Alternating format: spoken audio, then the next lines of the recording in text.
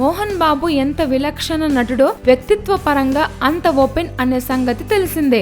అయితే అది ఎవరి గురించి మాట్లాడటం అయినా ఏమాత్రం సంకోచించరు. తన బిడ్డ విష్ణు చాలా సిన్సియర్ అని అందరూ ప్రశంసిస్తుంటే ఆనందంగా ఉందన్న ఆయన ఓ విషయంలో, కొడుకు విషయంలో తనకు కలిగిన నిరుత్సాహాన్ని స్టేజ్ మీదే వార్నింగ్ ఇచ్చి మరీ చెప్పారు. Vishnu, I want to give a warning for you. It's a warning. Public చూస్తున్నారు. భార్య, 2 బిడ్డలు ఉన్నవాడివి. ఈ మధ్యనే టీవీలో చూశాను. 10 మంది ఎదుట ఉన్నప్పుడు 10 మందిలో నువ్వు చేసిన తప్పు చెప్పాలి. నేను సహజంగా నా ఆడియోకి కూడా వెళ్ళను అని ఎక్కడో ఫంక్షన్ లో అన్నావు. అది తప్పు. నీ ఆడియో ఫంక్షన్ కి నువ్వు వెళ్ళాలి. 10 మంది హీరోలు నిన్ను ప్రేమగా పిలిచినప్పుడు వారి ఆడియో ఫంక్షన్ కి వెళ్ళాలి.